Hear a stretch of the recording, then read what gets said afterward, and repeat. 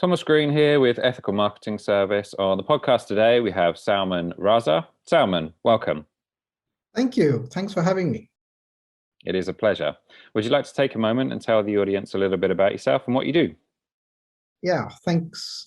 Well, I'm Salman Raza, as you introduced. I'm a management consultant. I have been auditing and medical device regulatory setup for more than a decade. And I am advocate of business management system sustainability.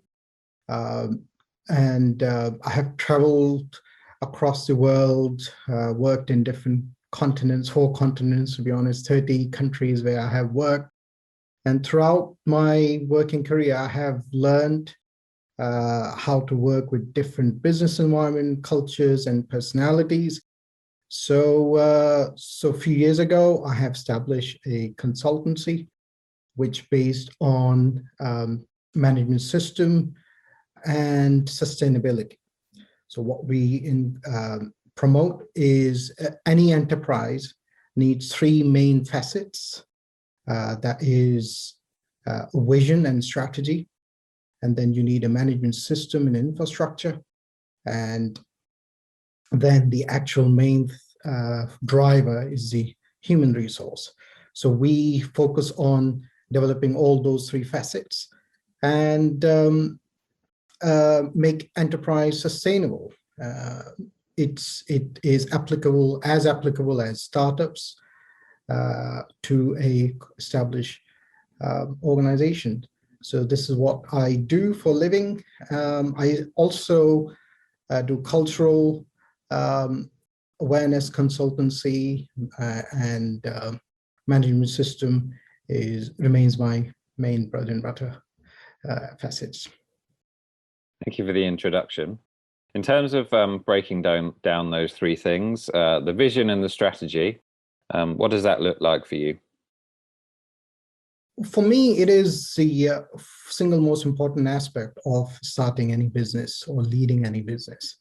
If we don't have a clear vision, it becomes very difficult to lead the organization. Once we have clear vision,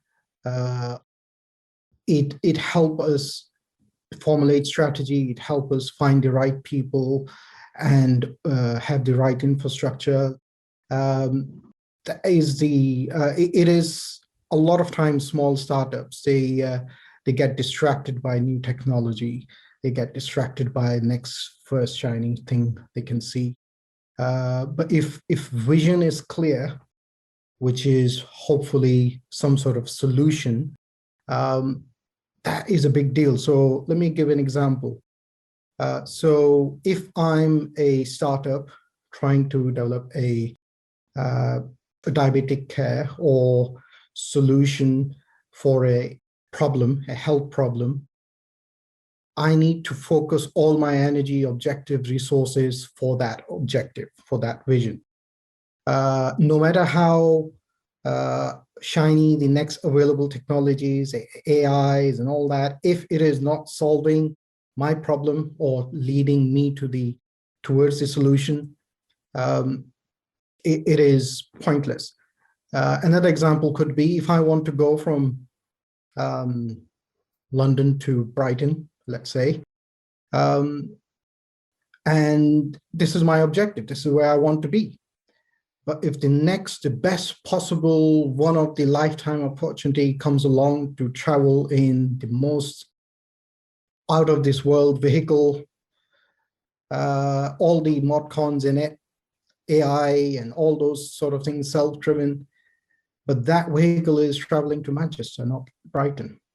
It may well be shiny, but it is not taking me to where I want to be. So in those circumstances, vision is exactly the same thing. If the company vision is not clear, we get distracted. We get distracted by the shiny things come on our way, and we lose sight. So that's why vision is so important. So have clear vision, what we are trying to achieve, whether it's a service, whether it's a solution. Vision A lot of times people get distracted by financial aspects of it. A lot of people get taken the progress in terms of hierarchy, market share, all these things, they are byproducts. I'm not saying they are not important, but they are byproducts. The focus should be on what we are trying to achieve in terms of solution or making a difference. Do you feel like the business plan is sufficient in terms of vision and strategy, or is it only part of the puzzle there? It is part of the puzzle. Business plan must be, in my opinion, driven out of vision. If you don't have, you may have a very attractive, very formidable plan, but it is not aligned with the vision and the strategy. It may have worked for Google, it may have worked for Microsoft, but it probably will not work for you because your vision, your strategy, which is the next big thing, strategy, has to be within your sphere. What we're trying to do, what resources we have, what we need, and how we're going to achieve it. So possible, but not necessarily. Okay. And so the rest of it would be, for example, mission statements, and perhaps a deeper meaning, quote unquote, reason why as you're looking to achieve that. Anything else that you would add in there as a general Absolutely. principle? And they cascade. So vision translate into mission. They are usually interchangeably used, but vision is a big thing, the ultimate utopian state. That translate into mission, what we are trying to do. And then possibly you can have another layer of policy or company policy, how we are going to do it. And then comes the objectives, what we call objectives should be smart, measurable, specific, time bound. So all these things cascade into levels. So if we have clear vision, it drives the clear mission, then the policy and the values that we want to have in our company. And then when it comes to planning, that's where the objective and measurability of business plays a big role. Interesting. The second one, infrastructure, processes, and procedures. I feel like a lot of businesses, they miss some of this or attempt not to do it in a sense. Do you concur on that one? And if so, what have you got in mind for people who sort of know they need to put in processes in place, but maybe haven't done it yet? Absolutely. There's some misunderstandings, and the misunderstanding they have that it is for big companies and it is a lot of work and it's overhead, it doesn't add value. So it's very difficult to see the value upfront. But it is definitely needed. It's a discipline. If we cannot introduce discipline, it gives us the visibility of how we are approaching, what worked, what didn't work. Other than that, if we don't have those visibilities, we keep working on gut feeling, and gut feeling has its limitation.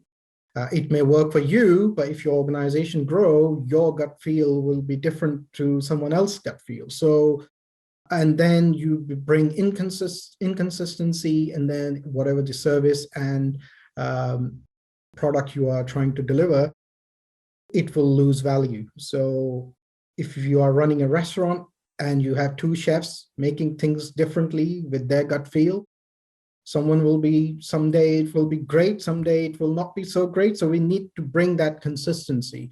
Whether we are making widget, we need same thing exactly as it should be every single time, whether it's the first piece or the millionth piece. So the infrastructure, the process, the procedures, they bring discipline. And another myth I feel there exists, that it requires a lot of detail, a lot of work. It doesn't have to be. As long as there is a simple but consistently repeatable process in place, that's all you need. As long as there's an awareness within the team and dedication and commitment that this is what we are going to do, and we'll do it day in, day out, week in, week out. And will bring us the consistency. Interesting. And have you helped in your consulting, have you helped introduce policies to various different companies? or Absolutely. processes rather, not That's policies. that's the main thing. Whether you are doing the simplest task of attending phones, whether you can improve whatever you're doing um, by introducing process, making sure that it works. It helps you streamline the process, the activity. It brings a discipline. We have done several startups and companies where everything was done effectively, but not necessarily efficiently. Mm. So the process brings the efficiency part of it. Effectiveness, a lot of people can achieve, but efficiency, the capacity, it gives you capacity. If you have a consistent way of doing things, governed and structured through a process, then the efficiency becomes important and increased capacity. You can do a lot more within your limited time than if you were doing things haphazardly. Have you got any thoughts on a high number of variables in a particular, let's say, business? So let's say it wouldn't be reasonably possible to create process for every scenario. Have you ever come across that particular incident at all? Absolutely. That it has to be contextual. It has to be contextual. So if the core activity that you call it, the core, that must be governed by a process. The supplementary, again, you have to manage your resources. You have to do contextually, you have to do what is meaningful at that particular time. So introducing a procedure for training when you are the only one in the organization doesn't make a lot of sense. But having a disciplined process, established procedure developed for delivering your core activity, that makes perfect sense. So it has to be contextual. We need to focus on what is important, what is meaningful for that organization of that in particular moment in time. And then you focus on those areas. So hope I have answered your question. Yeah, I mean, I wanted to touch on the last one, and correct me if I'm wrong. The new book touches on competent team because you've got, well, I'll let you in your words, obviously, but you've got about personality types and that sort of thing. So, in the context of telling me your thoughts on competent team, would you also like to talk about your book for a moment? Yeah, so the book, as I was explaining the three facets of a successful enterprise, vision, infrastructure, and the third facet is people. People are the most important aspect or facet of any business or anything in life. So the book is focusing on the people aspects of it. So how to develop a team, how to work effectively within a team. And everyone in this world have their own personality. We are born with those personalities, and then we learned through our culture where we live. We learn things. We learn from the surroundings, and then of course, as we grow, we develop our emotions. We need to how control and manage our emotions in certain circumstances. So the book, which is coming out fairly soon, August 3rd, focuses on different managing effectively, working effectively within different personality types. So let me give you an example. A introverted person works very differently than extroverted person. So if I'm an introverted person, if you ask me a question, it may take me a few seconds to process the information or the question that has been asked. And then once it takes perhaps a few seconds, 10 seconds. But when I start talking, everything is processed before my response in my head. That's the introvert, reflective type person who's talking this way. So they take the questions, process, go from A to Z, everything is processed. And when the response starts coming, it is a comprehensive response. You possibly may not need a subsequent question. That's how it works. However, conversely, if an extroverted person has asked a question, their mind, they are usually activist type people. They start talking before they think. While they are talking, they are thinking at the same time. So the pause in between the response is very difficult for extrovert type of people. They don't like quiet. They don't like silence. They like to interject in a good faith. They are not. They're trying. They in their head they're thinking, maybe I didn't ask the question correctly. Maybe I need to clarify, and they interject. They interrupt the thought process. The 10 seconds silence is too much for them, but that 10-second silence is gold for the introvert people. So creating that awareness that if someone is an introvert, we have asked a question, let them think, let them process, and the response will come. If they need clarification, they will ask for clarification, but give them that time. So we run workshop of these activities quite frequently, and a lot of time we give exercises with personalities, introverts, and we ask them respond before you count to 10. So in your head, if someone has asked you a question, start counting to 10, and you have to respond before you get to 10. And similarly, we ask extrovert people, if you have asked a question, count to 10 in your head. Don't interrupt before you get to 10. Stay quiet. So there are several ways that this is only introversion and extroversion type. There are, in Myers-Briggs type indicator classification, there's a judging type and perceiving type. Perceiving type people, they like to take casual, they don't have structured way of achieving time scale. They get the job done, but in their own style. Whereas judging type people, they want very bite-sized pieces, structured, very, very, very neatly defined targets. I'll do this today, this tomorrow, and everything when it's done, they tick it off the list. But the perceiving type, they may not do anything for first few days, and then there's a big spike on the third day and everything is done. But lack of awareness between two preferences creates the opposite people mad. It just drives them mad, because for a judging type person, you're not doing anything and deadline approaching, it is frustrating. But for perceiving type person, that may be why you're bossing me around. I will do it. I have committed to do it. I will do it. So similarly, the communication can be improved just because having that awareness. So I'll give you my example. I'm still am, an introverted person.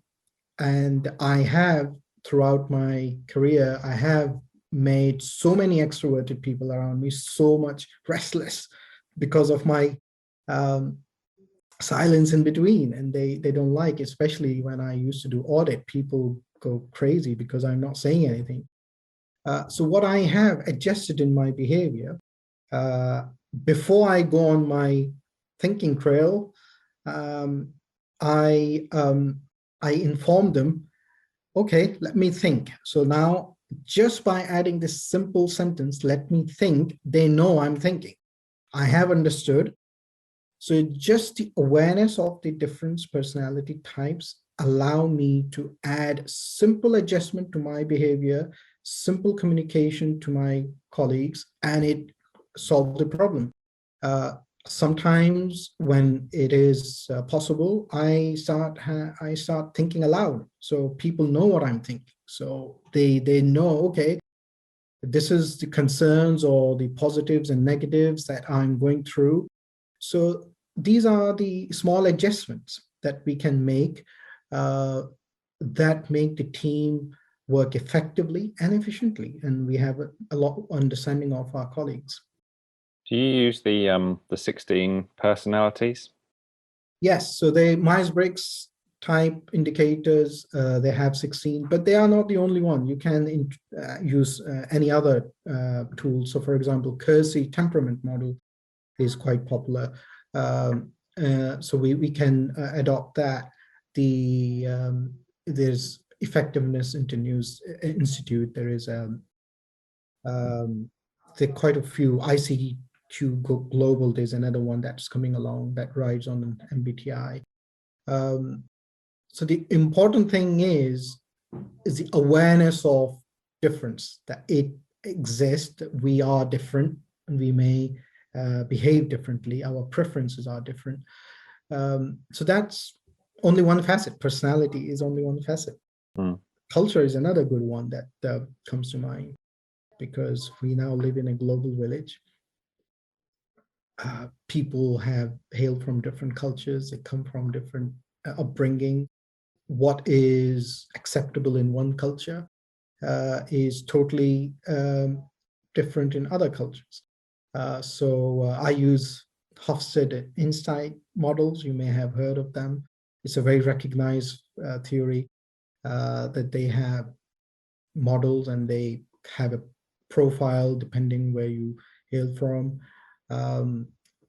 Could be your individualistic preferences, collective preferences. So it's a social model. We'll talk a little more about it, but they are a combination that in a team, we need to understand all the dynamics to make it work.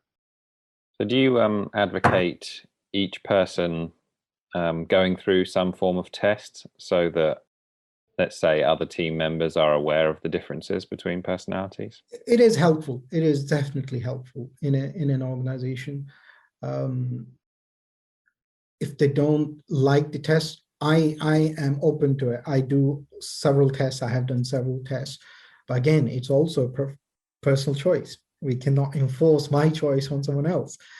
It helps if you are aware of your own personality types and what motivates you, what frustrates you. Once you understand your own personality and culture and all the influences in your own individual characteristics, it helps you interact with others. So once you know yours, you are more open to learn the others. And once that awareness increases, our interaction becomes more effective. So having said that, as I said, everyone is different. Someone may not like an enforced preference of, no, you should do this test and you should learn this. And as long as they are aware, we'll keep working towards improvement.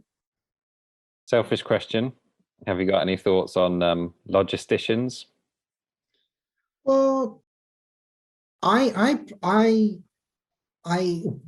admire and I value every single trait because they are valuable.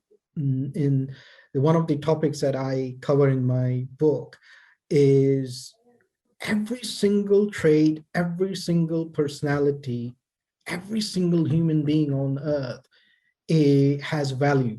They will bring value to me. It's my job to identify what is the benefit it is bringing to me. How can I benefit? So another important topic in my book is ego management. So it is very important topic of ego. So if I have that mindset, and I understand, and I'm not saying it is easy, if I develop that mindset, that every single person, how annoying it may be, they have some value for me. They have a gift that is beneficial to me. If I have that mindset, then one of the ways of managing our ego, and then I'm willing to learn from whoever is in front of me. So even criminals have something to learn from. So if they have gone through a criminal activity, we have opportunity to understand what the thought process was, learn from that, and then make sure that we don't fall trap into those traps. So every single thing, every single personality, every single type has its value, and we ought to learn how we can benefit from them. And I suppose once you get that knowledge of the various types, and also that principle that you shared, then you can start to look for what that person's strength is and how you can apply it. Absolutely. The mindset is, I'm not doing it just for the sake of it, just to look good. I'm genuinely interested in you and what I can learn from you. So that genuine feeling and mindset that you have something to offer, that makes me feel interested in what you're offering.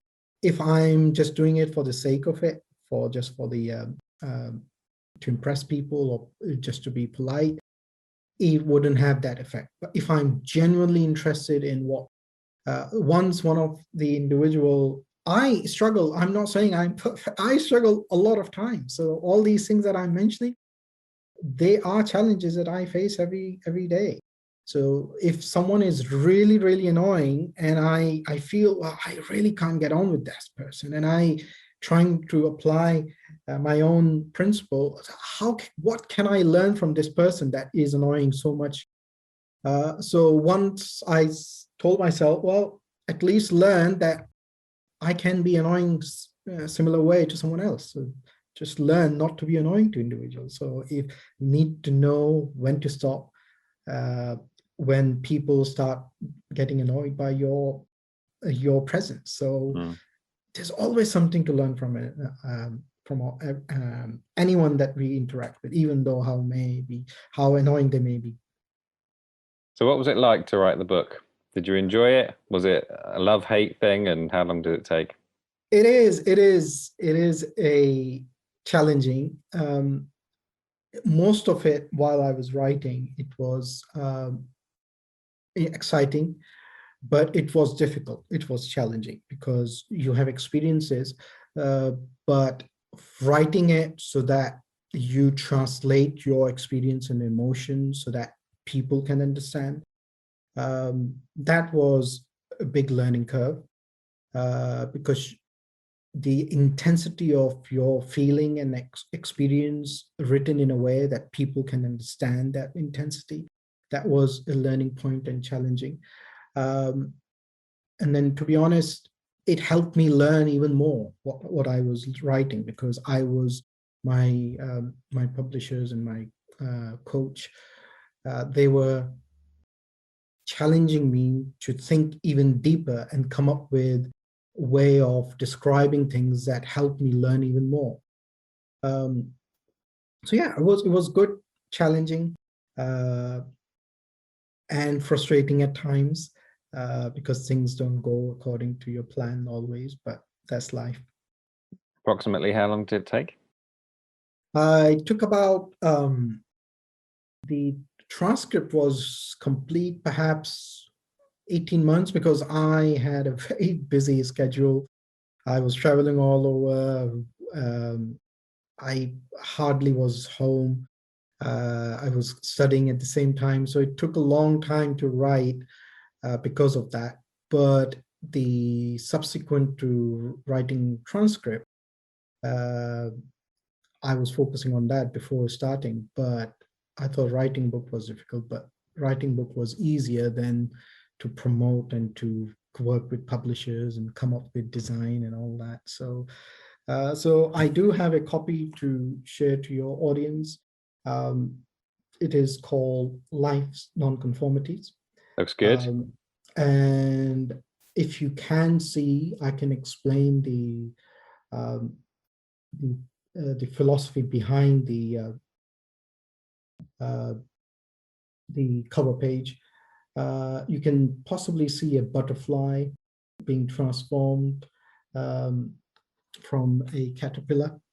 The fascinating aspect, and the reason we chose that analogy, is we all know what, the metamorphosis, and caterpillar comes into being, and then they go through the process and become butterflies. So we all know and learn that. However, that thing that fascinated me immensely, that changed my life to a certain extent, is that when I learned that every caterpillar has potential of becoming the butterfly, beautiful being. But not every caterpillar becomes a butterfly. So when I learned the statistics, it was only 1 in 100, or possibly 2 in 100, realize that potential. So that's when I realized that every single one of us humans, we all have potential of being a beautiful being, just like colorful butterfly, beautiful being. But not all of us realize that potential. And why we don't realize that potential, this is what we are talking about in this book, our non-conformities. And non-conformity is a term that is frequently used in auditing world, because I'm an auditor. We go to companies and identify what is not right. And if it is not right, we say it's a non-conformity. But when we translate that into our personal life, we have a lot of traits, a lot of issues that is a kind of a blind spot. We don't realize that we do have them. But once we address them, it helps us become a better human being, and it becomes a better professional. So the book has stories about how I hated my job because I didn't understand what motivates me, what triggers me. But once I learned that, the same job became enjoyable. So how did I do that? Again, learning the basics. I teach that to young professionals trying to figure out what is they like doing. So books talks about that. Books talks about a lot of interaction that I had professionally. There's a lot of stories. I hope people will find them relatable.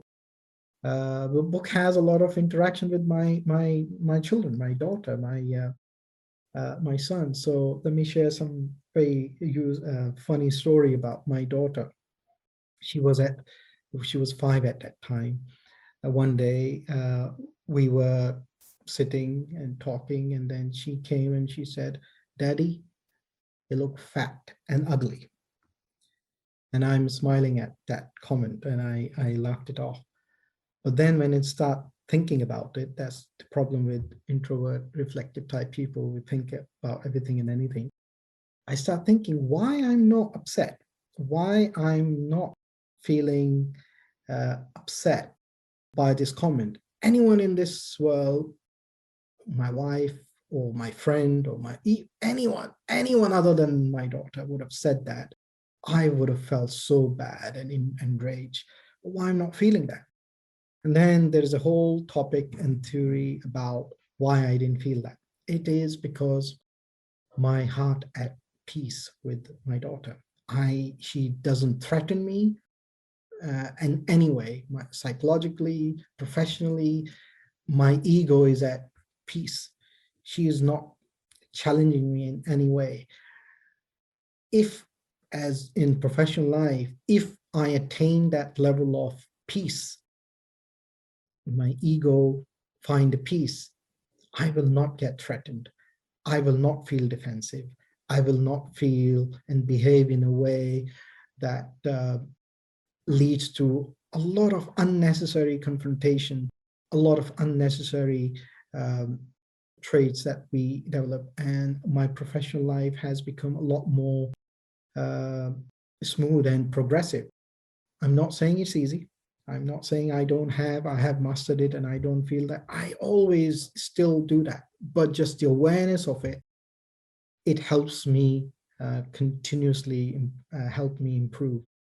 So the book covers several of these topics and several of these theories, how to manage our egos, what are the ego triggers, how we can manage. We talks about political awareness in the work environment. I received an email and I feel enraged by reading that email because everyone in the organization is copied on, and I feel like punching someone. But all these emotions, they are real. They are not unreal. We have to accept them. How do we manage these emotions is key. So the book talks about how we can manage those emotions. So the book has several things, and it will be available on 3rd of August, almost all major retailers, including Amazon. And I hope people find it useful. Well, very interesting. I love the example, and I also think that, like you say, having an awareness that it's possible is going to help, even in that scenario where you're feeling, like you say, enraged. Knowing that it's possible to not feel that way is going to help, isn't it? So, yeah, and there are different intensities. So sometimes I'm annoyed. There's annoyance, then there's feeling outrageously mad. There is so many levels of the same similar feeling. So once we know the level of intensity that we are feeling certain emotion, then we will find ways in our stock, in our mind, what do I need to do? If I'm feeling just annoyed, my remedy for this level of intensity of this particular emotion is this. If I'm feeling I need to punch someone, this is high intensity, that means that I need to take drastic steps. So again, creating the awareness, having that stock available, stock of actions that I need to pacify that particular emotion that I'm feeling. The other important thing is I need to disassociate that emotion from me. I'm not angry. The anger is in me. So I'm not anger. Anger is in me. So I need to remove that anger from me. How can I do so? I'm not angry. Anger is in me. So similarly, I'm not frustrated. There is frustration in me. So once we understand those simple concepts, we disassociate those emotions from us. I'm neutral. There is something in me that is making me feel that way. I need to pacify and control and manage that particular situation. So that's all we talk about in this book, tools and tips and practical solutions, how we can manage those things. sounds great. Thank you for sharing the reflections you have as an introvert. Do you also think that that applies to positive thoughts? So let's say you're happy, or you feel happiness. So you said you're neutral. So the happiness is in you. You're not happy. Do you apply that also? It could be, and it could be, and it brings the balance in your behavior, because there's a lot of I think, I don't know where it's from. There's a saying that don't make decision while you're angry or happy. If you are ecstatic, you may agree to doing something which is not possible. So you have to make decisions when you are at balance, so you can able to see the pros and cons. So yes, absolutely, it is. There's a happiness in me. I want to keep that way. Why it is happiness in me? How can I continue having this? So everything is a learning point. I'd never heard that before. Don't make decisions when you're happy. I've heard the angry one, but not the happy Yeah. one. Well, it's the same. I feel the same. If I'm happy, I'm not thinking straight. I'm so happy. I'm agreeing to everything. And then, so that's personally, I feel that decision must be made when your mind is at peace, neutral.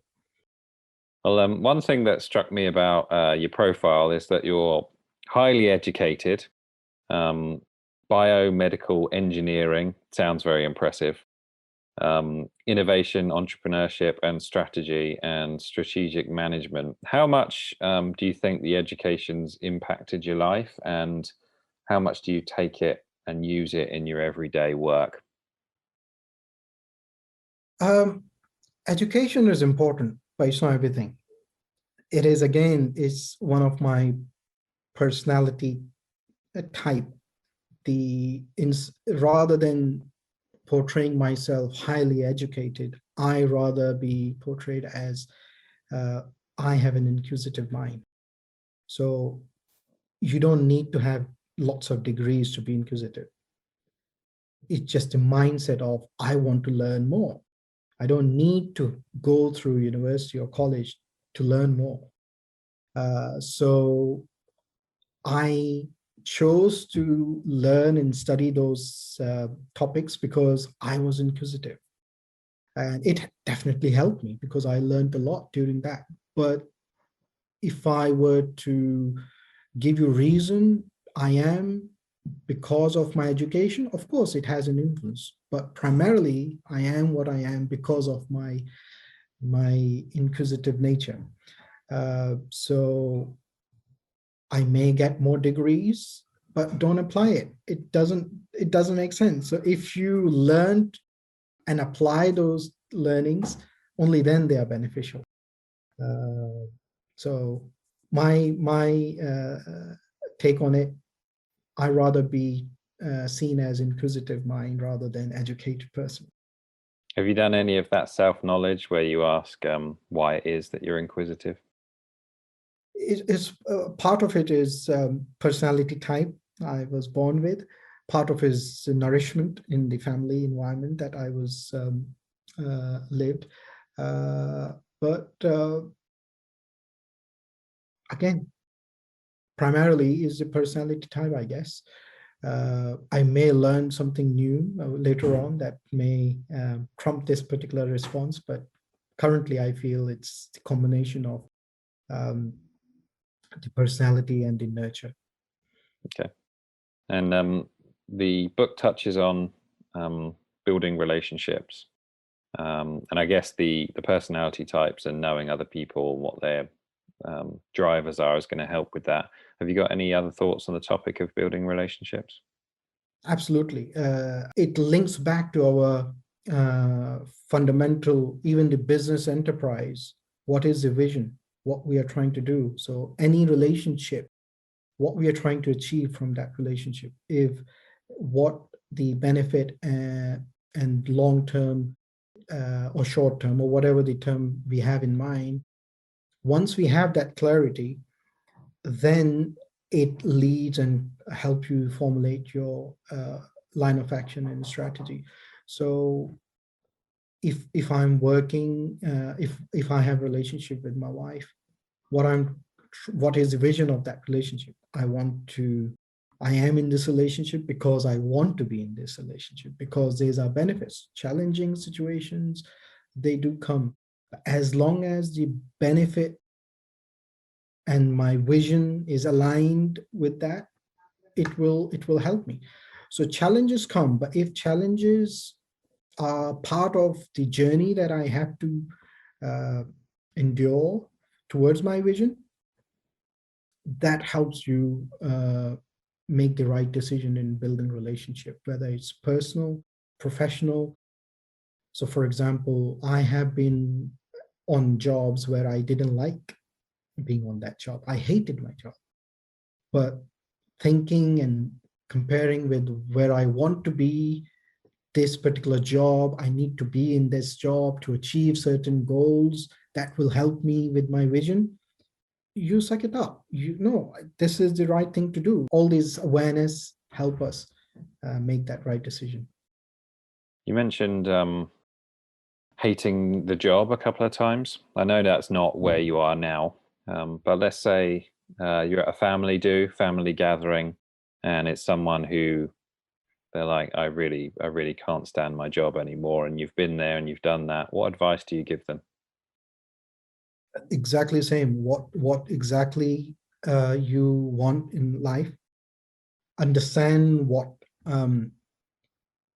aspect of the job you are not liking and what do you like to do. So let me share my story, why I was not hating it. Perhaps that will help people understand how you can change aspects of it. So I changed my job. I was still doing auditor. I won't name the companies, but I was working as an auditor in one company. They have one style of working.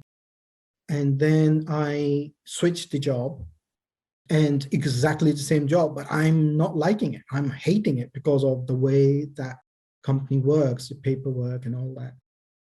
During the same period, while I'm frustrated, I'm reading a book, very important, revolutionary book, in my opinion, Clayton Christensen's book, How Will You Measure Your Life? If you haven't heard of it, If your listeners haven't read it, please do. It is the most amazing book I have ever read. I'm reading that book, and it asks the question, and it helps you understand. It goes through several things. What makes you tick, and how do you do things? So going through the process, I won't take the whole book or for you. But what I learned from that book, what exactly is that I used to enjoy, and what, so we did the root cause analysis and went through all these questions. I realized I like teaching. I like coaching. This is where I feel motivated. This gives me motivation. But now I'm an auditor. I have a mortgage. I have children to feed. I cannot become a teacher all of a sudden. So this is a dilemma. But then I came up with a solution. Okay, so what aspect of teaching I can bring into my day job that helped me go by my day? So think of an audit. Auditors, what they do, they go in, look for things, and identify the non-conformities, that this is not right, this is not right. But I came up with an idea, how can I make this audit process like a teaching for me? So I went in, I started going into my work. Instead of saying you are wrong, this is wrong, this is wrong, I start explaining, look, the requirement, the regulations is this, and this is what they're looking for. Show me in your documents where this requirement is met. So it became very interactive. So I'm teaching the regulation, even though I'm supposed to be auditing. I'm still auditing, but before my questions, I start explaining things. This is what the regulation is asking for. Have you covered that? So I translated my motivation of teaching into my current job. So coming back to your questions, what would I say? I would advise people, try to investigate what exactly motivates you. Do people motivates you? People around you? Are you a team person, or you like to work on your own? Do you like paperwork? Do you like routine? Do you like challenging, new challenge? What it is that is motivating you? Once you have identified that basic trait, then you can assess, can I translate and transform that trait into my current job? If not, then perhaps start looking for jobs that gives you that satisfaction and motivation. Great advice. I think it's probably a lot more pleasant for the people you were auditing as well, I would suppose. Absolutely. They start seeing me, and the whole book is about that. They start seeing me as a human. Before that interaction, I was the bad guy. I was the devil. I'm the emotionless person. I don't have any life. I just come and tell people they are wrong. I used to be enemy number one. But when you become, there's a chapter in my book, Leading with Vulnerability. So if you become vulnerable, you are relatable. And people are happy to work with you because you are not triggering their ego. You are not challenging them. You are not threat to them. You are here to behave. You're not infallible. You are fallible as they are. You are at the same level. And that makes the relationship long lasting, even though I'm an auditor, but all my followings and people asking for my book when it is coming out, they're all people who I have audited and identified major non-conformities. These are the people who are chasing my book release date rather than people who I have praised. So absolutely, they become your friends rather than auditee. Great. It's a really good example. Is there anything that you feel that would be valuable to the audience, which I haven't asked you about today? The valuable, of course, go and buy the book. That's you hopefully will find a lot of relatable stuff that you can help. The other thing is always have open mind, always be inquisitive. What we see on face value not necessarily is how we perceive it. We perceive it because of influences that we have, our environment, our culture. But if we try to understand, be open, um, it is fascinating when you start learning and understanding different side of the coin, and it is amazing. So advice: be open to any other possibility. Try to understand and learn the reason behind why things as they are. Okay. And have you got any goals for the book? Goals for the book is I try to help people. If I manage to help, it doesn't matter if it's 1,000 people or 1,000,000 people, as long as someone read the book and find it useful, and then they achieve their goals, whatever they want. So referring back to Clayton Christensen's example, he says, how do you, there's one way of measuring success is the hierarchy.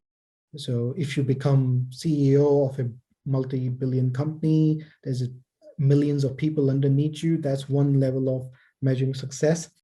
How higher you go in hierarchy. The alternative way of measuring success is how many people get influenced and inspired by what you are doing. So I have chosen to assess success by level of people who get help and inspired by what I had to share. And they don't even have to tell me that they have learned from me. I don't necessarily need that. As long as I feel I have contributed and the information is out there and hopefully people will benefit, for me, it's a success. It's a great way of looking at things. The question popped into my head, which was, have you ever gotten in touch with that author and said, your book made an impact on my life? But that is the irony. There are so many people influence my life, and I speak a lot about it even in my book, but I never got to meet them. Clayton Christensen, unfortunately, passed away last year. There are a few other people that I have mentioned in my book. I never got to see them. But that doesn't mean that I don't admire them and I don't hesitate to mention their names. I have presented Clayton Christensen's book to at least 50, 60 people as a gift, because I feel that this has an influence, and I share the stories from that book and people show an interest on that. I said, if you are interested, let me buy it for you. And I have done it for several people across the globe, whether it's US, America, Mexico, Australia, UK. I have done so. So unfortunately, I didn't get to meet with them, but at least I'm promoting and propagating their theories and their influence on me. Right, you're doing the same thing with your book now. So congratulations, I guess I would say about that. Thank you. So where's the best place for people to find you and maybe buy the book? Yeah, so the best place, of course, my website, resolution.com is my consultancy website. My personal website, salmanraza.net. You can buy a book from that as well. Book will be available on Amazon globally and all other bookshops. And my email, and you can find me on LinkedIn. I'm LinkedIn, Salman Raza. And hopefully these platforms will be good places to connect. Well, thank you again for the value, and I'll speak to you soon. Thank you. Have a good day.